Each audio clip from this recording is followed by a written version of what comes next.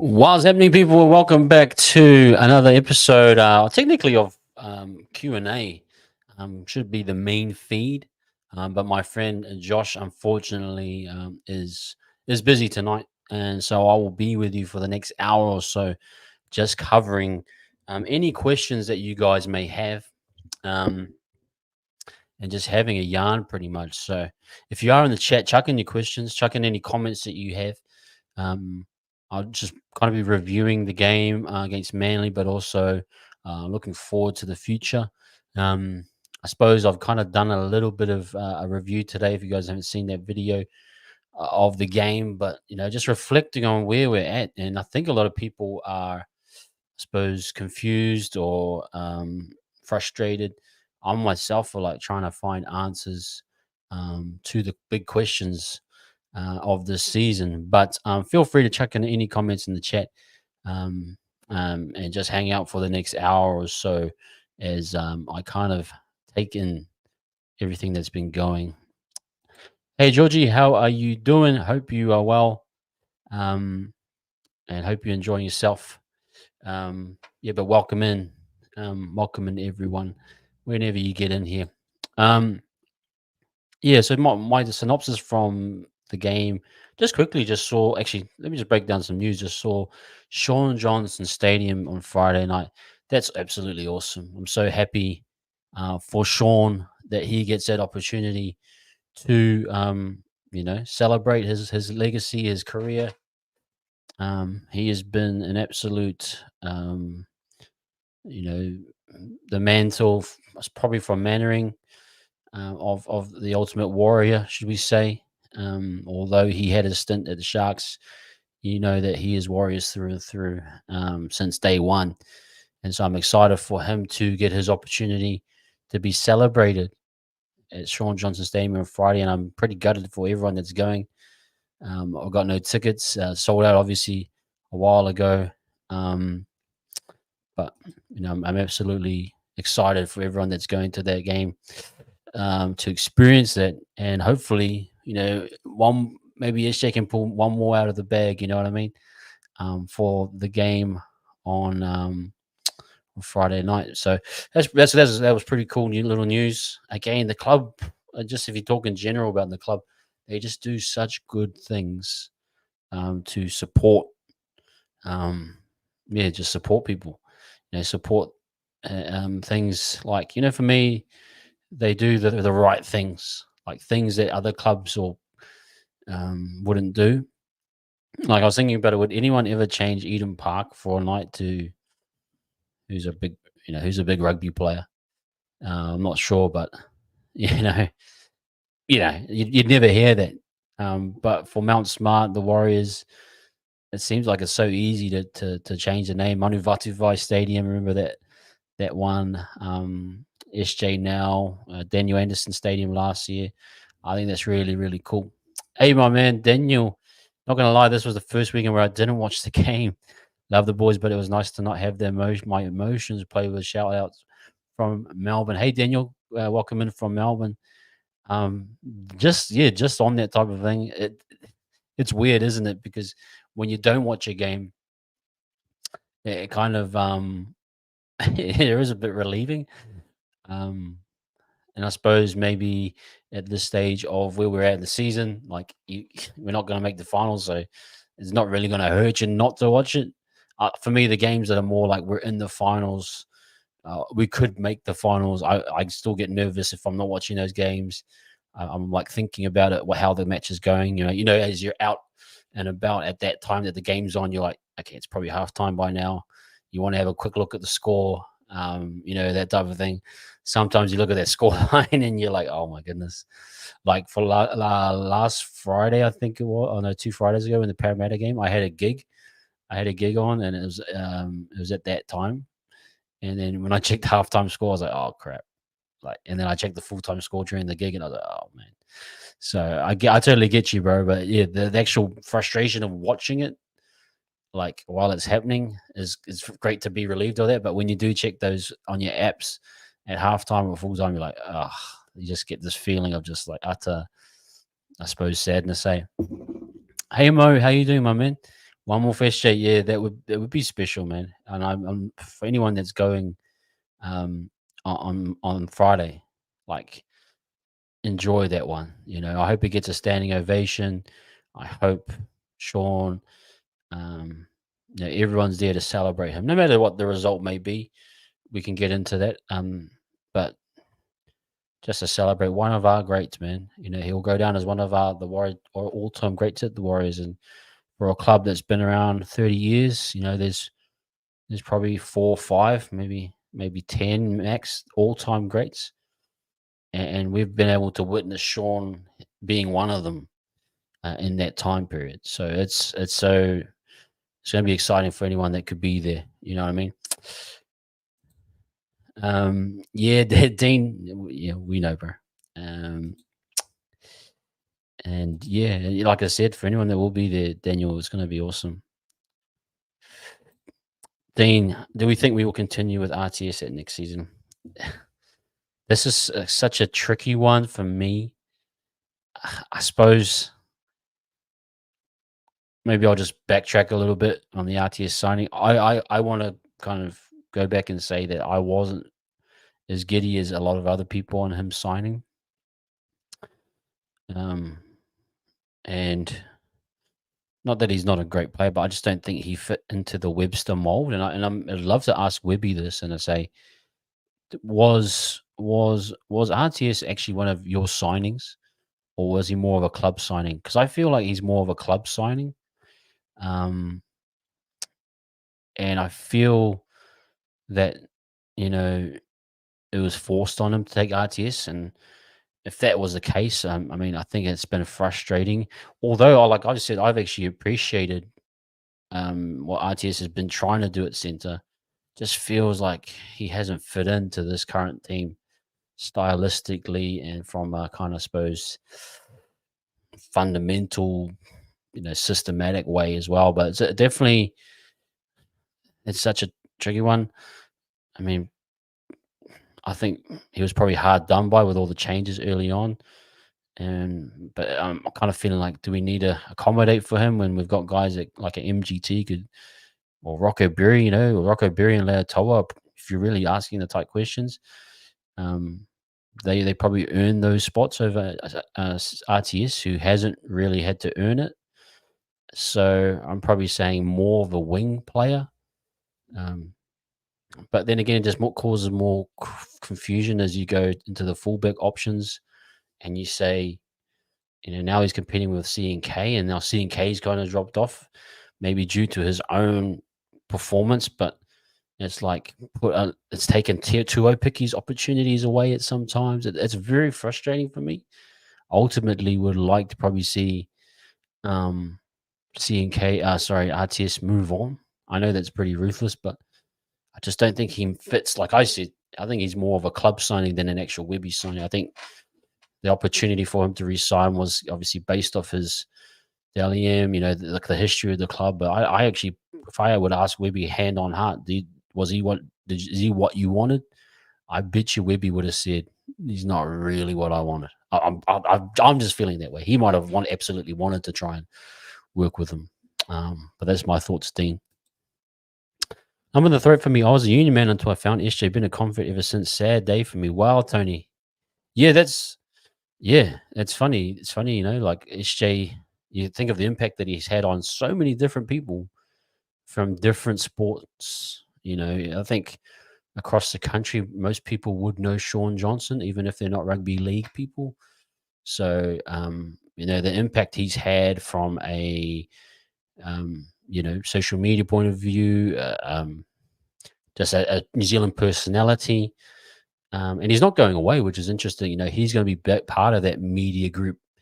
And you'll hear from him for the next 10, 20 years from a media personality's perspective. So I'm looking forward to seeing that side of Sean as well. Daniel's saying, heard Sean Stevenson's in talk with the Wilds. I don't know if adding more outside backs is the key. Yeah, 100% agree with your RTS take. Yeah, Sean Stevenson. I apologize. I don't really know much rugby union, but um, I'd have to really look at the tape and ask the question: what are his motivations? Um, yeah, I'll have to wait and see if there's anyone that has the insight to the rugby world, and you guys might know. It might be more, informational and can kind of give me some information. Hey, Dominic, how you doing, my man? You're right, the club's signing, but okay, I'll leave that one. Hey, Jacko, how you doing, brother? Good to see you. Calvert saying, in my opinion, should have been on wing all year. Yeah, Calvert, let's actually I think if you break it down with him versus Montoya, I think he probably wins that battle. But again, there's some parts of RTS's game I just feel he doesn't meet the requirements. I mean, I looked at the one. If you watch him this year, there's just been moments where he has made errors. He hasn't been attuned to um, the team. It's so weird because he's so talented, but I feel sometimes his talents are very individual based. And not to the benefit sometimes of the squad. Although I have appreciated his play at centre, I think he's been like the carries have been great. For some weird reason, his arrival is kind of tied in with SJ dropping off, injuries, um, what's it, AFB leave. Like, there's just so much surrounding it. I can't really fully identify. Like he's played a role in some of the losses. I feel that I can't really identify exactly like what the problem is with him because it's tied in with everything else that's going on. Um, just my thoughts. And Daniel's saying love Rog, but both parties would benefit. Yeah, and we're getting to a point now. Like I said, my video today, the young guys are starting to really knocking on the door, and I feel it's like it's their time. It's our time to let the Leotoas, the Berries, the MGTs, even the Setu2s and other players to go, to move. And I see a lot of you guys saying that the game has moved on, unfortunately. And Dom, you're saying that as well. Jacko's saying, and he's in the hindsight, but RTS Capewell signings don't look great. We should stop signing 30 plus. Yeah, I actually really, really agree with what Jacko's saying there. And Dean, love to see more of Tuopic. Yeah, I mean, look at other teams. They are being they are being risky and bringing up the young guys. Keanu Kinney. You can go across the board. There's opportunities for the young guys across all the teams. And if we're going to be a development club, you got to really say, okay, we're going to lay the law down now and really start to play these guys. Hey, Daniel, man, hope you're well wherever you are. Kia ora, Jose. Sheesh, I'm every weekend's nervous, man. It is scary. Would love to keep Curran over Capewell. Yeah, that's again a signing, and a lot of people called that one out early. I was more of like, I don't really need Curran, but I was wrong in that situation. I think Curran was a big part of, again, a player in his prime, really, if you think about it, against a Capewell who's on the down. So I mean, probably couldn't have kept him. He probably wanted to go again. Like someone like the risk of Aussie talent is you just have to let them go sometimes. Tony T Stevenson would have been fired. Okay, yeah, I would like to maybe see that and get some more understanding around Stevenson. Again, I worry with union guys because sometimes they're just playing for another contract and they chuck the Warriors out there willy nilly without actually any genuine interest to come to the Warriors. I think I'll play it safe for now and just maybe he's using us as a bartering tool for a contract. But if he does do it, you got to do it the Mark Nawanga to us. Sorry, Mark, Mark from the Roosters. He'd be the guy to to follow and emulate. I think he's playing cup at the moment. So for Stevenson, for me, he has to earn his spots. Um, so okay, RTS in the second row for Sandor, it might be, bro. Brother, I love this channel, love the wilds. That's crazy. Talk to let RTS go. Hey, that's cool. That's cool, Jose. I'm just my personal opinion. I just think that it hasn't worked out, and maybe it's messed with the internal elements of the club. I have no idea, bro, but just my personal opinion and respect to you. I'm not trying to convince you otherwise, bro. But appreciate that. Warriors fan, hey, good clubs like the Storm put effort into getting players through to the 50-game mark. The Wires do the opposite. They sign RTS to block that kind of progress. Yeah, it's interesting. It's an interesting argument that you have there because you could say that. Since 2 years back, Ali's probably the closest to being to 50. Anyone in the chat actually can chuck up how many games Ali is currently at. But we haven't quite seen the next generation get that push through to the 50 because I agree with 50 too. I'm a big guy on 50 games as you're kind of like now I'm a solid pro or like not a season pro, but I'm a solid pro that can play. What's it that's 2 seasons of NRL pretty much. I don't know if the club intentionally tries to block that. It can feel like that with the RTS decision, and same in some ways with Capewell. You could argue that too, that they have been more of a hindrance than actual addition. So yeah, it's an interest. It's actually a good comment. It's a one to think about. But would like to see if anyone in the chat can chuck in who are our juniors that since 20. I'll probably say because the COVID years are so like bad. Let's just stick with 2023 and who are the guys that have come up through the cup and that and how many games they're at, because that would be a good marker. And I suppose we're still in our infancy, but you'd hope to say by the end of next year, Ali might get to 50. Leatoa might be at 25. I'm trying to think of who the guys are coming through up that's going to be the next gen and how many games. I mean, Berry would be close to what, 40, 35? I don't know. We'll come back to that, Warriors fan. I appreciate that. Tony T. Stevenson would be fired. Definitely got the wheels we're missing, with all respect to our current boys. He could be a stopgap. Still the young ones develop.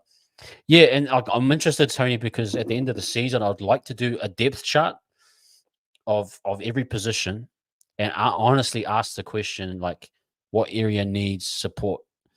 Like, what area needs a lift? And if you're saying to me that outside backs, maybe there's not someone that's a clear cut above through the juniors that's coming through.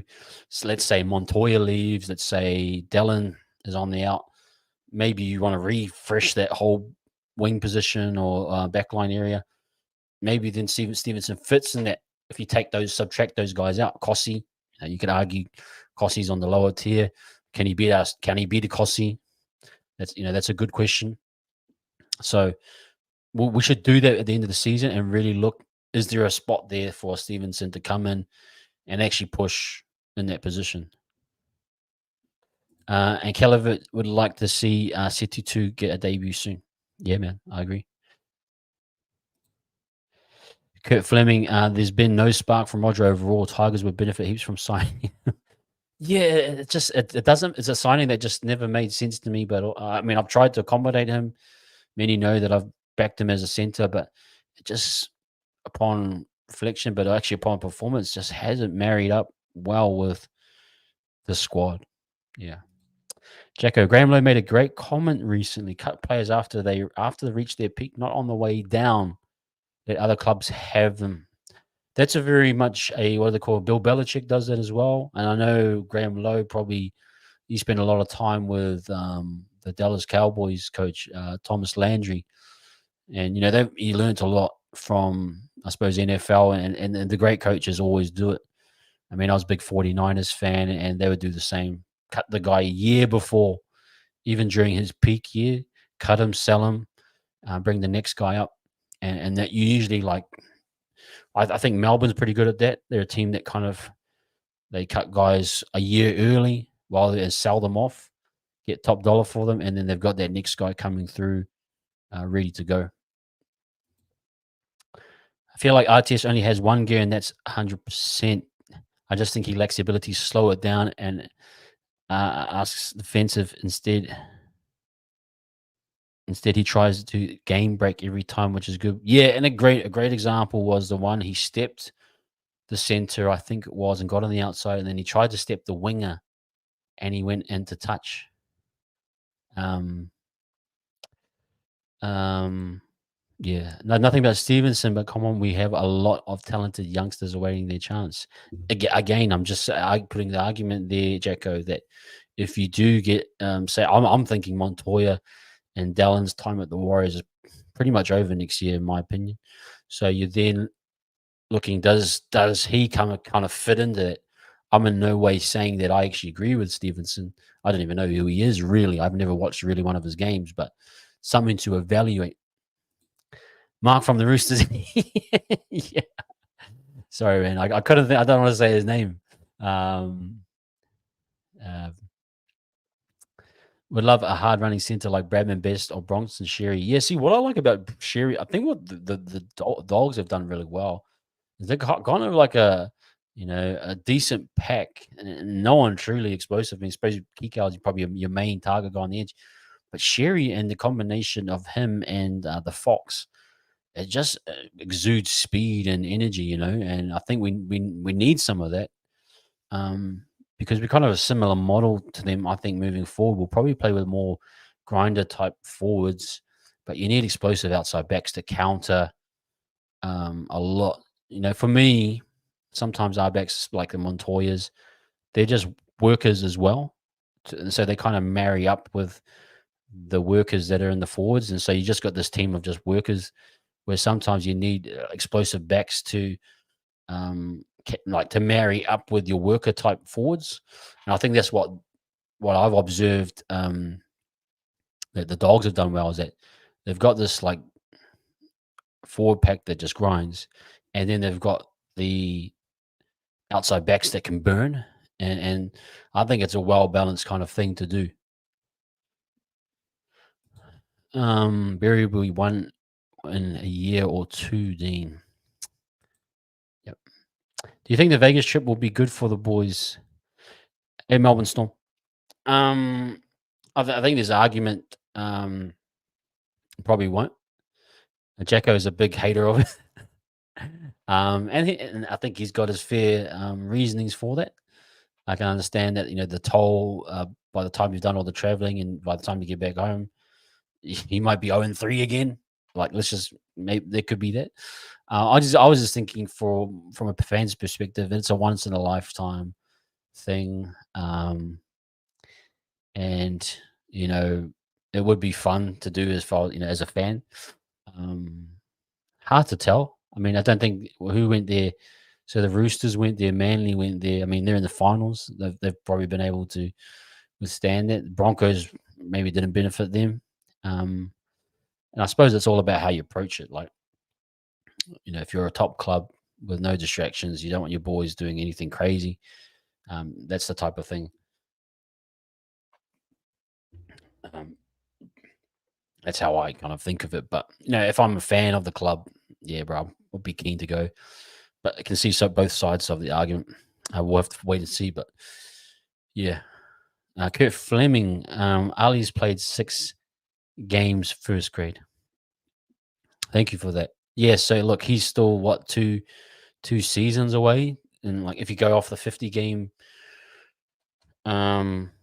perspective, so what, 2026, you think he's really hitting his straps technically? Like, next year, he'll have to really I'd give him a spot over Pompey, um, but then again, like, Pompey will I think Pompey will find his way in the team somehow because goal kicking, if Metcalf gets injured, then and if Tuo Picky isn't playing, who's your next goal kicker? It's Pompey, right? So there's these variables that the team need to solve as well. Like goal kicking needs to be sorted out next year. Like you need at least 2 goal kickers of a high caliber in your starting team, in my opinion.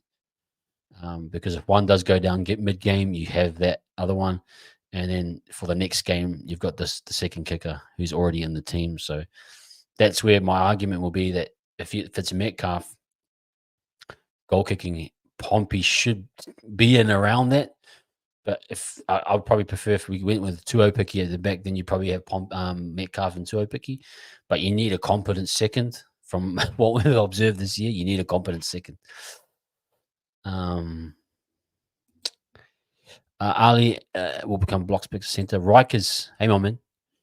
RTS not blocking any on Pumps and Berry already there. Yeah.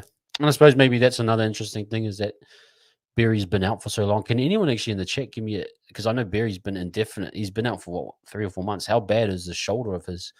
I'm a little bit concerned about that.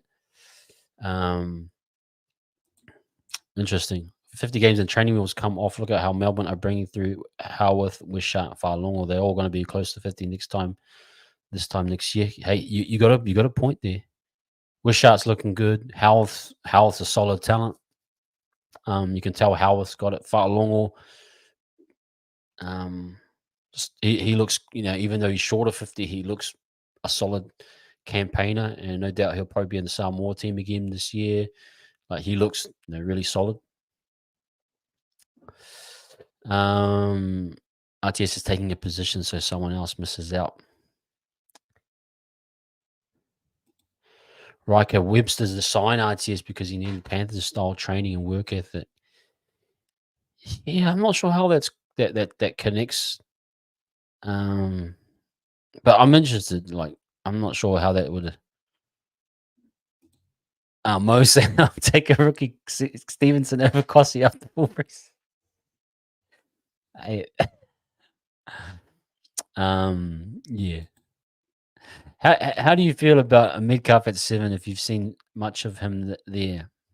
Well, we've only seen him in Cup. We've only seen him in the preseason. And yeah, so for Metcalf, um, I think he's a long-term project because they have signed him through to 2026. I think he was the man. Obviously, at the start of the season, Metcalf was over to Mighty, over CHT as the pairing with SJ. Now, my thinking is that he will be the successor to SJ. How he will go, we don't know because for me, he's probably a guy. What he's 25. His history and his thing's been marred by injuries. I'm hoping for him that his hamstrings hold up, that there's no other inch, but he hasn't yet had a full season at first grade and at a 7. Not saying he can't do it, but we need to see his body get through a full season. So I'm more concerned more about it physically. But from what I've seen from him, I know he could do. I know he can play 7. He'll have to learn at times to be patient. I feel for me, he'll be explosive. He'll be dangerous, but there'll be times where he'll just have to learn to be settled, change the pace, slow the game down a bit. You've seen him, I suppose, in his game against Manly. There were just times where you're just a little bit too eager, like you saw the knock on, I think it was, and but you also see the explosiveness. So he's got a lot of potential, but we need to see him full season for me. No injuries at the helm for me to really. Um, yep. Rikers there having a little battle with my man Jacko. The WZ can't tackle. Yeah, Dallin is look. He makes a lot of decisions sometimes, and doesn't quite nail them. Yeah, so there are some things that, um, yeah, there are some interesting things about that when you talked about Dallin. Connor, are we talking Sean Stevenson? I'm so confused. Okay, I'm not sure what's happening, but if I've confused you, I apologize. Oh, thank you, Wills T. Most Aussie commentators just call Maki Nawanga Nitawase. Nawanga Nitawase. Marky Mark, or you could just block a roach. Yeah. I was calling Marky Mark. I like that. Marky Mark. That's good. Daniel, Sean Stevenson is a top tier winger, just a victim of bad timing and there being an abundance of All Blacks wingers. Yeah, I mean, I'm open to it. I'm open to it. But I like the idea of guys coming over, like earning their spot first, earning it through cup. But we'll have to wait and see. I think we got money there, but for me in the future, like I definitely feel like Dallin and Montoya, their time is close to being up at the Warriors, in my opinion. And I think it's time to kind of go in a new direction with younger wingers, and that bring different skill set. But that's where I'm at with that in terms of just personally. I'm not, yeah, I'm over Montoya and Dallin, and I think it will be at some point where the money won't marry up. I think Dallin's contract, most of the big money's done. So you probably will look at signing one of the younger development guys to save a bit of cash. Maybe you have a bit of cash in space to get a Stevenson, but for me, it's still about you come through the grades to earn your spot first. Like Pasikala as well, like you're saying there, Riker. I'll let it move on past that comment, Jacko, there. Paulie, I just want to talk on this thing, Cal. I actually really like Paulie. I think initially I was put off his size. I think he's a little bit smaller than Nathaniel was, but I actually really like Paulie's game. I think he'll inject a lot of energy into the team. So I would actually look forward to having Paulie play more. I think Egan for me is probably one more season, but it looks as though his play is taking a massive hit. Hopefully, the injuries he's maybe been carrying this year, we see an uptick, but I just don't feel confident that he's a player that can play 24 rounds consistently. And I think it's difficult for most hookers to play 24 rounds, apart from the top tiers. But I would like to see a Paulie Roach get an opportunity as either an impact hooker or partnership with him and Egan or him and Lussick. I think he's got really good energy, really good running ability out of dummy half. I've seen that he plays a bit of halves in cup, so there is cover there. Instead of traditionally going with like a CHT as your utility cover, you could hold maybe your Paulie Roach as a halves cover and push someone out into the wings or wherever the injury may be. So there's that option there as well. But I like the look of what he brings. Um, and Connor Egan is a weapon if he can stay. That's my problem is that when we start talking about guys, if he can stay healthy, that's when I get like, and that's my problem with that. We start to have these injuries and the dependence on these guys staying healthy impacts whether you have a great season or not. Like some people, it was so big that the SJ being injured thing was the difference between our season being a great season and a failure. Like for me, I can't have those if and buts or maybes. I need someone that can be consistently on the field, whether it's a Lussick or a Paulie Roach. Like I can't have being someone being injured determining the rest of the season.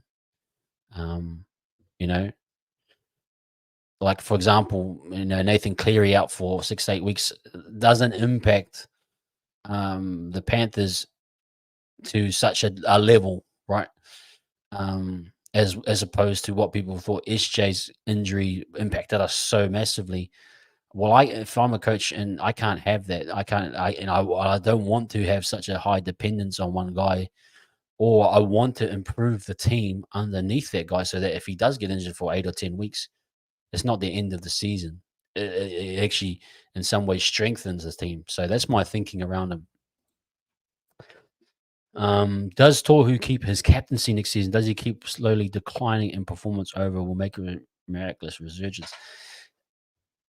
I want to see what Tohu brings. I actually had a good chat with my mate Tater on Instagram, and maybe like in a weird way that Tohu, a healthy Tohu was the reason why our defense held up so good um, last season, and maybe there's some value to that. Like for me personally, I think Tohu actually holds was kind of a glue guy. He's a big guy too, and he kind of is really broad and does well to hold players up. He's strong, um, and so maybe there's some value to Tohu. Actually, we actually miss Tohu, and actually, I don't think like I did a video on AFB and my Barnett. I don't think AFB and Barnett are actually sustainable as well as a starting prop. Like for me, Barnett actually, I would actually like to see him on the edge a little bit more. I think at times he can get caught out defensively through the middle. So maybe there's some value to Toy adding that extra, I suppose, glue to the team, and I feel maybe that him being out is part of that. Now going back to the captaincy, I would maximum have him 1 more year as captain. Um, I think he does do well as a captain, and maybe you got to give him a little bit of credit that without him being in the squad in the last couple of games, we just haven't been focused. You know, you could probably maybe argue the games against Canberra and the close ones, the Bulldogs. Maybe if he was on the field, he could have been a settling element to his captaincy to kind of get the boys refocused. You know, you could say there's an argument for it, but you're probably looking at a transition either to a Barnett or a JFH. For me, a JFH will at some point get the captaincy. You know, 3 year, three premierships. He brings with him leadership experience. Not to say Barnett couldn't be that guy next year, but I think Tohu's time as a Warriors is almost up with maximum next year. And I understand they gave him surgery because they wanted him to be healthy for next year. So he's in the plans, he's in the mix for next year, no matter which way you cut it up. But that would be the last year, in my opinion. I'll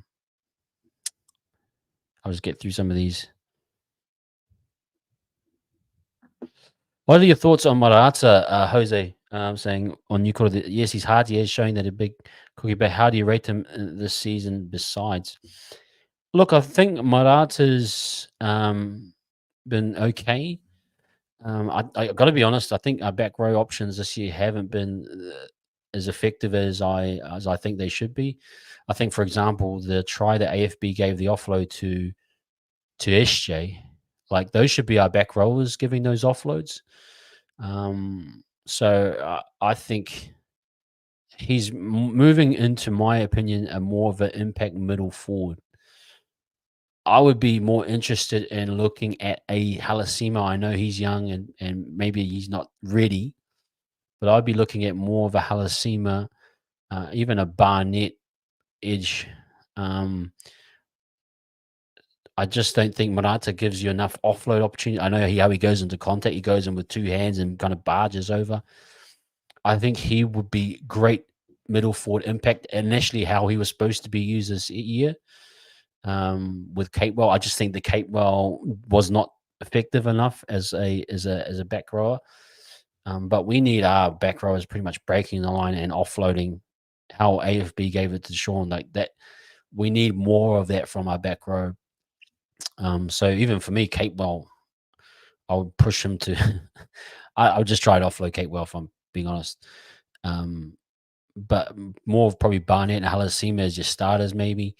But I feel like New Cordy would be more of a good middle impact forward. Initially, how he was supposed to be used, but now, Yeah, and I think he's moving more into that role more, and the more I think about it. Um, Melbourne signed Eli Katoa after the Wilds babysat to the 50K mark. With some best recruiting I've seen in a while, they got cheap and he's done his apprenticeship. Yeah, that bro, there's an argument for that Warriors fan. I totally agree with you. The other thing to that is Ali isn't the key piece, right? He's been a great piece for them. And it's usually the teams like the Tigers, it's been us, where we lack the spine, the key players. And obviously, club culture plays an impact. You could tell Ali through the COVID years, just he wasn't used effectively at times. His actual fitness was poor. So yeah, the other teams like the Storm, he gets to walk into, like he's like literally got a guy that's been at a Decile 1 school, you know, struggling, bad teachers. He's not learning anything, and then he gets a scholarship to go to Auckland Grammar, King's College, and he's getting private tuition. He's getting everything. He's getting his lunches fed to him. He's got accommodation. He's getting money in his bank account. I'm just giving an example. That's what it feels like when some of these guys go to another club, and what I mean by that though still is that he's not like a key figure. And Melbourne, they know how to get those guys to work. I mean, look at Sean Bloor, same kind of thing. They find a way to make these guys work, but they're not the key guys, and they're good accessory pieces. But they do, once you get them working, mate, they add so much value.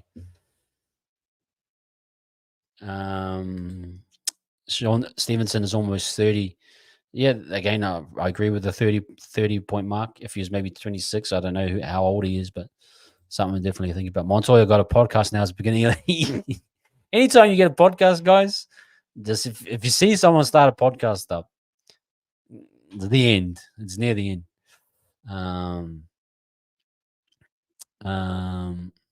True Warriors fan, but Katoa got the when Brown tried to turn him into a prop. Yeah, again, it comes back to, like I said, low decile school, bad teachers, bad principal. That's what happens. Like I honestly, if I was thinking about it though, if Ali had stayed on that season with Webby, he'd be a blooming beast under Webby's system. Like that's probably one that got away 1 year too early. But that's the effects of bad management, COVID years. Like you can imagine if Ali stayed with us under Webby, he would be that starting right edge back row and would be playing today. I think Webby would have turned around. As for Vilea, I think he was no chance under Webby, and you saw that. And he's doing okay at the Cowboys, but I think Ali would have been one that would have enjoyed being under Webby's tutelage. But now that you see him at the Storm, you can't see him anywhere else. I agree with you, Egan injuries, but I just think when he's firing, he's so clear of any other choice we have and can be one of the best hookers and have to try work that one out. Yeah, there is an argument, Connor, but I also think Roach and even Lussick to an extent, they're right on the heels. Like if Egan is that banged up and isn't, say if he's 50%, I still think maybe Roach's 80% is just above that and does give you a bit more, but it's just something to really be aware of. Hey, my man Greg, would love to see Barney at 13 next season.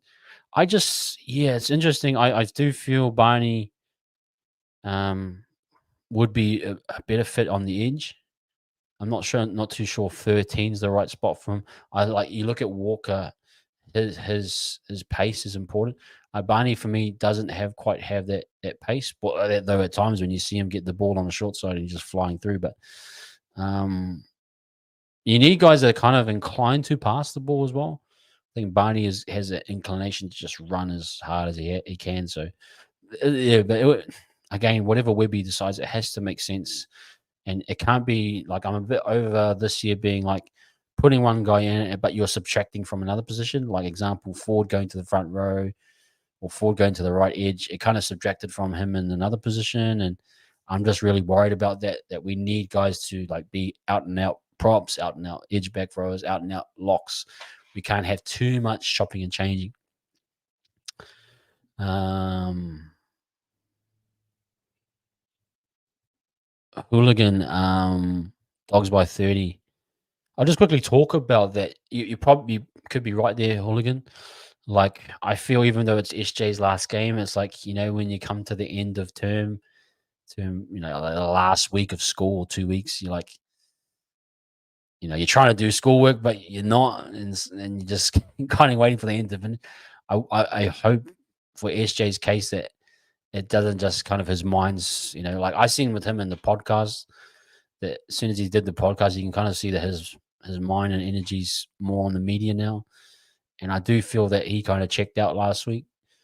Like he was there, but he wasn't there. And I'm just hoping that maybe he can pull one out, for the fans against the Bulldogs, against a Bulldogs team that, um, are on fire and they just want to keep winning to maintain standards. You don't want to lose to a Warriors team and doubt yourself going into the finals.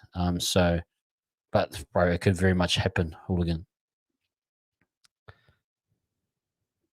GT, yeah, Egan and Tuapiki should play with headgear. Yeah, probably right there, bro.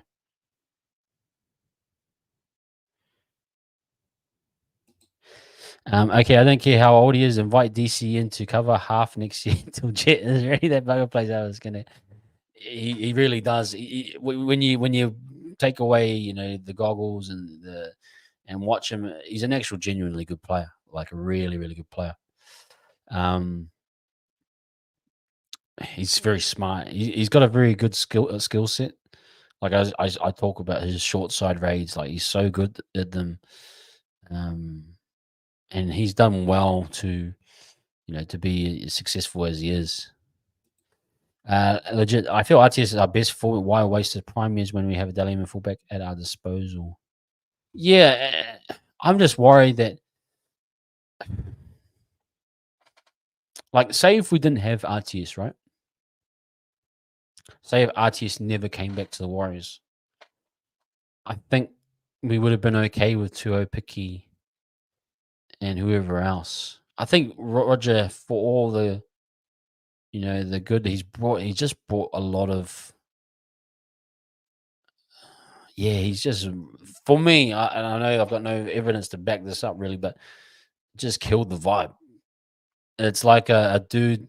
Sorry to use the school examples, but a new guy comes into the friends group or onto a group chat, and it just kills the flow of whatever you've been doing in your group chat or at school. Like totally different energy and vibe. I don't know what it is. I feel like though we would have been okay without him, and that he's just come in and kind of caused more questions than he has doubts. I mean, if he had been clear and above others,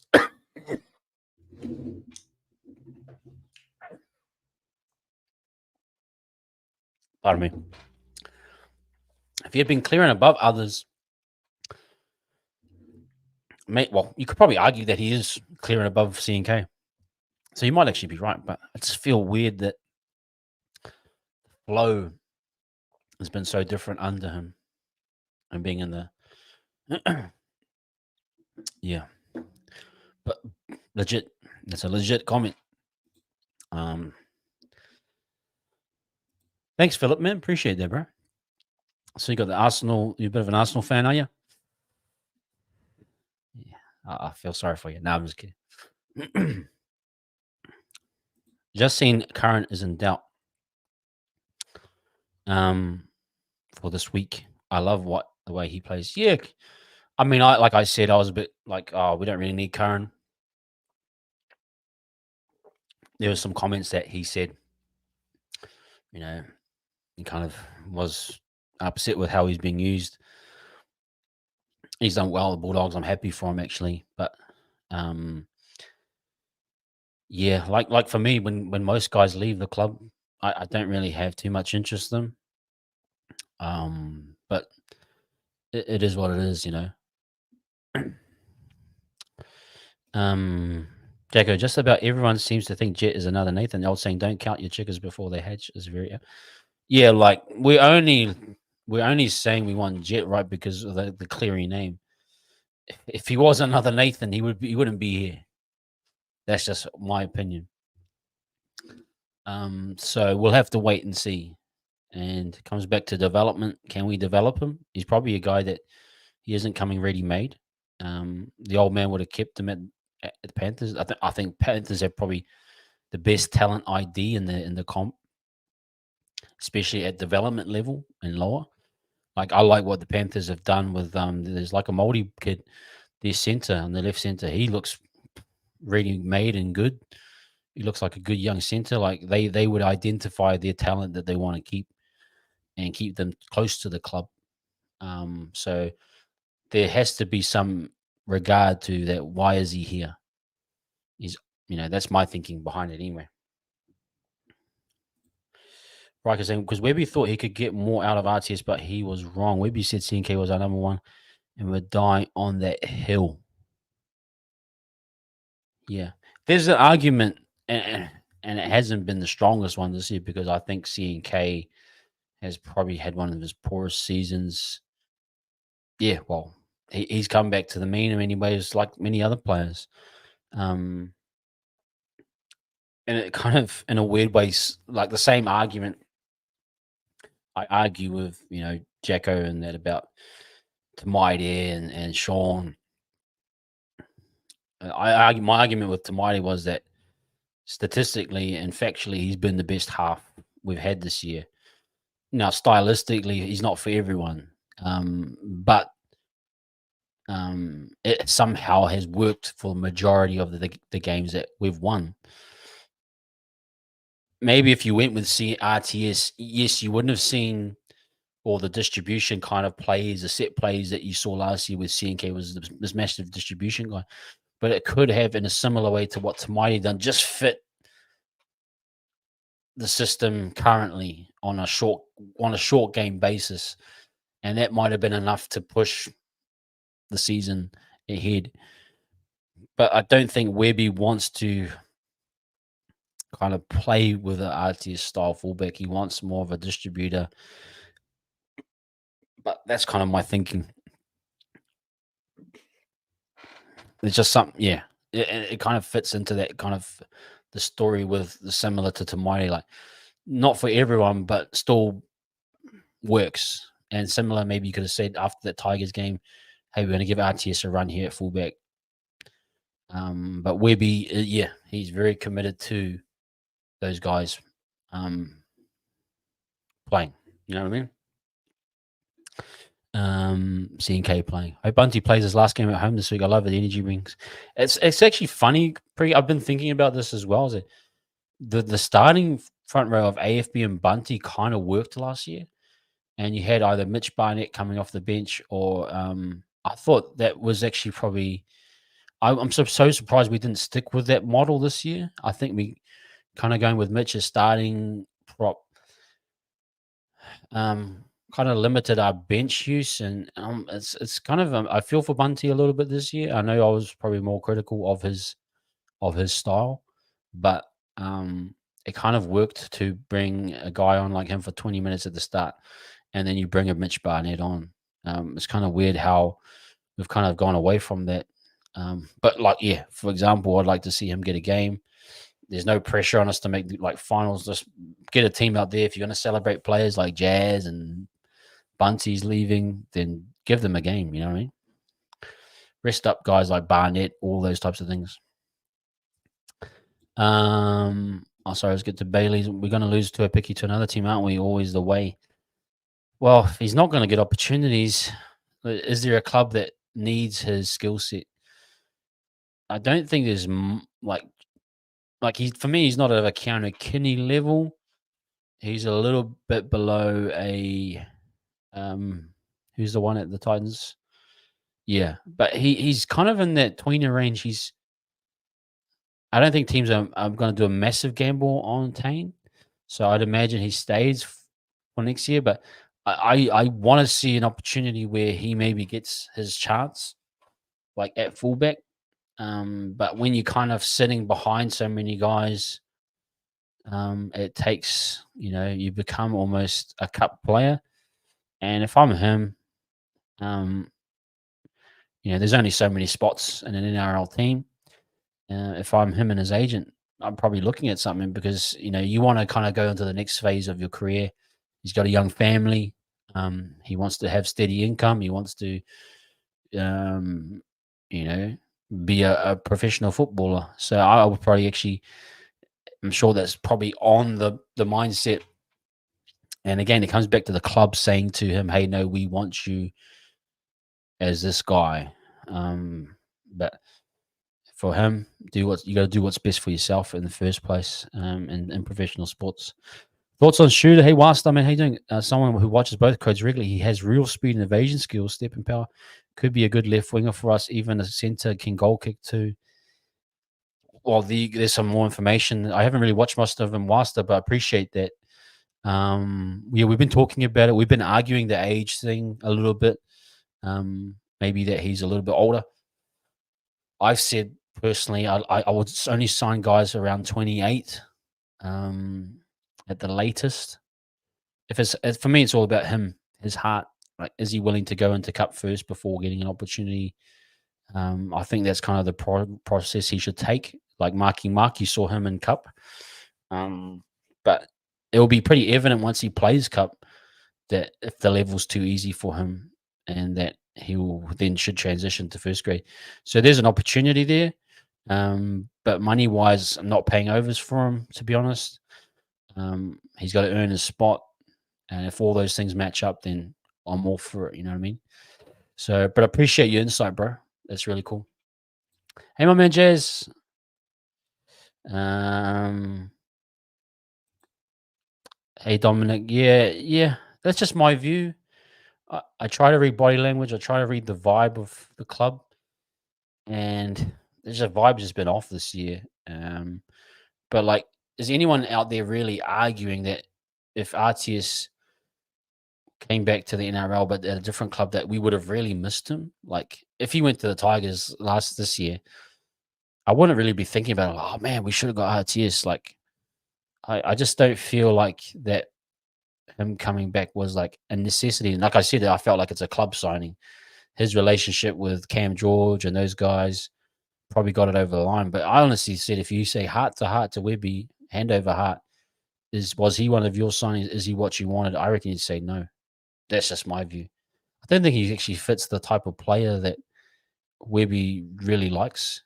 Webby likes more of a hard nosed work ethic type, grinded out style, um, center, winger, fullback, whatever you want. But the example of him where he bit off more than he could chew on the weekend, where he tried to step to center, he tried to step one more the winger, and he got taken out. That's happened a few times with him. So that's just my view on it anyway. 2 pick to 5'8". I think we just need to, again, guys, not move guys out of position just to accommodate for someone else. I think if he earns a spot at fullback next year and he gets a starting gig, that's the way he should go, or that's the way we should go. We can't really be having Tuopiki and Metcalf as your halves defensively. I don't think they're strong enough, personally. PJ, bros, what's that frame in the background? G, it always crosses my mind. It's a bed frame. Yeah, it's like a weird kid's bed frame. I know it's kind of off-putting, but yeah, it is a bed frame. New age stuff probably. This is actually supposed to be my daughter's room. She just keeps sleeping in our bed, so it's there for looks.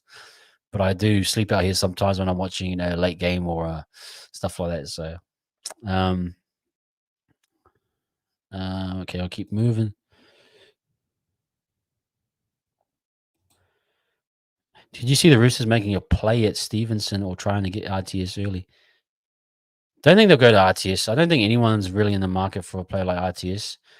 Stevenson, yeah, because look at what they did with Marky Mark. Like, they'll take a punt on a guy that they know they can develop. Again, anyone that comes into these teams, they're from rugby. They're usually outside backs because it's the most easiest position to transition in, to a centre or a winger position, especially wing. Um, so I would say they might do that with they could do that with a marking mark.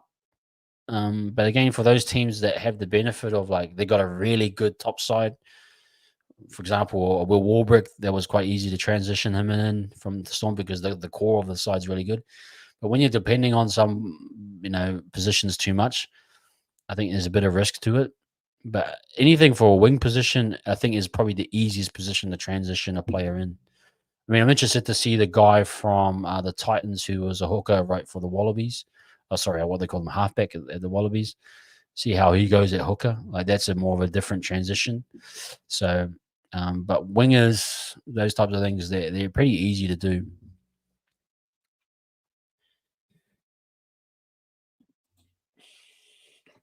Bears would be a great fit. Is that are you talking about the Perth Bears, whatever that is? There's a flux of top F fullbacks, FBs at present. I doubt lose as he's happy. Yeah, comes back to that. Get his chance at fullback. Yeah. Good. I didn't even know I did that one. Could you read into Caleb Clark signing a 1 year with Enzo to keep options open as clue to Caleb Clark's the Wilds in 2026? I haven't really watched much Caleb Clark. I imagine he's more in the mold of a Vatuve, like a bigger winger, right? I just feel a lot of these rugby guys, they're not genuine about their transition or desire to really play for the Warriors or, you know, I think a lot of them like the NRL. They like being associated, like Clayton Clark, with the Rabbitohs, or you probably go to the Rabbitohs first, to be honest. Who's the Barrett brothers who did training with the Storm, but I don't think they ever have a real heart to want to transition over. And by the time they do, like they're 28, 29, like remember when Martin Nonu was going to go to the Bulldogs and, like it just never happens at some point. You have to be more of a younger talent from a rugby perspective to come over and play. But you never know, Bailey. Tony T. Stevenson is 27. Stevenson born 1999, so he'll be 29 next year. Jacko's drawing, it meets his 30. Yeah, yeah, yeah. I've said 28 is my max age of recruiting. So if he fits into, if he's 27, like, you do the math, all good. But yeah, I don't take anyone over 28 from my recent opinions of how we perform. Okay, guys, I'm going to be shutting it down pretty soon. I know we've got 44 people here. Please hit that like and subscribe. And if you do want to become a member, we will be having some member-only shows at some point once we've built up a good, decent amount of members. But there's perks to it as well. We're going to be doing member live streams. There's a whole lot of other stuff as well. Let me just finish off these last bit of questions and then we'll... Greg saying we get some New South Wales Cup boys for next year's games or 2026. Keep the faith. Yeah, I think those boys will come up. There'll be a few boys coming up next year. Halasima, I think again, I would maybe hear me out on this, but I actually wouldn't mind Halasima being in a back row position for next year. I know he's young, but I feel the position needs some diversity. I don't think for me Barata is that starting right back row next year. I think he moves into the middle. Similar way to Barnett, I think he's better as an edge, or it could be a lock. And maybe we see a Halasima, someone of that ilk, get a starting spot. Don't think Capewell. I think Capewell's on the back end again. I don't think he's going to bring that value. We need to invest either in a Halasima, Laban, and move forward with those guys and live with the consequences of them being young. But then I think find some. I would probably go with a Marata as more of an impact player next year. But I can see Halasima. I can see Dimitrik becoming an impact forward until he's ready to become a starting front rower. But there's a lot to think about. PJ Tucker, is that the PJ Tucker from the NBA? Sorry, man. I'm not trying to be disrespectful to your name if it is PJ Tucker, but there is that PJ Tucker, different spelling at the NBA that I remember. Tuo Picky just starting at 1 for the Raiders wouldn't be a bad idea. Yeah, but I suppose they got KO Weeks, is it? And a few others there, but yeah, Tuo Picky could find. Kurt Flame, what's your thoughts on Golden Point? Yay or nay? I'm actually a fan of a draw. I think a draw puts a lot more um, interesting, scoreboards. I like that we're not. It's always not 2 points or even numbers in a NRL draw. I actually would prefer it if it was like kind of different numbers, like like odd numbers, and creates for a bit more drama. I suppose. I think it draws even. I think Golden Point is predictable. Not. I don't really need Golden Point for me personally. Some people absolutely need it as that kind of solution to a game, but I'm pretty much. I don't mind a draw. I like the traditions of a draw. I don't even like bonus points. Like when I see rugby and that type of thing, I hate bonus points. Like, why are you getting a bonus point? Like you just get your points. It's probably more in the tradition of football. You get you get 3 points. You get your 1 point for your draw, and I'm keen for the just 2 points and then 1 point for a draw. If they were to chase a rugby player, Richie Mo'unga would be the guy. Yeah, I think Richie would be a great player. Stevenson, November of '96. Okay.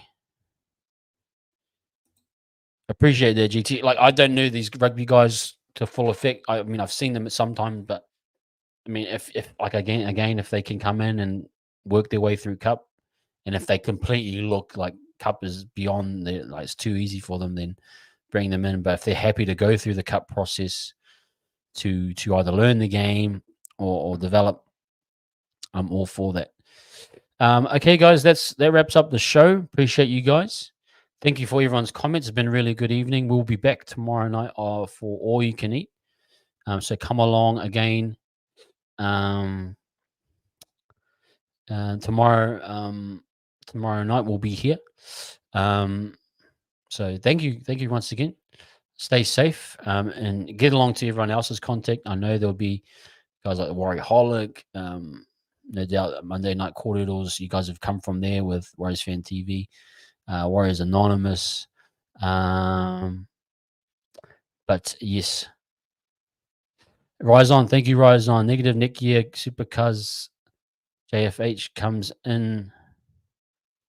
We'll have the driver of the bus, cuz we good. Okay, Rise On. Respect that, man. I am actually looking forward to JFH and what he brings.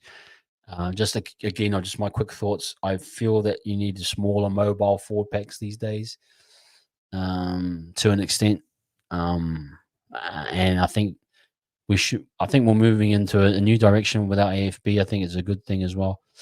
So hopefully an uptick next year. GT about that. Yep. Cheers, Jacko. Yep. Always good banter. Good bit of fun between me and you. No, but I do appreciate you, brother. Appreciate your comments. Stay safe, everyone. Great chatting with you. Yeah. Hit us a like and subscribe before we leave. And we'll see you tomorrow night, 8 p.m. Or you can eat Warriors with me and Ash. Go through the team list, all that jazz as well. So stay safe, everyone. Up the wires as always. And see you tomorrow night. Peace.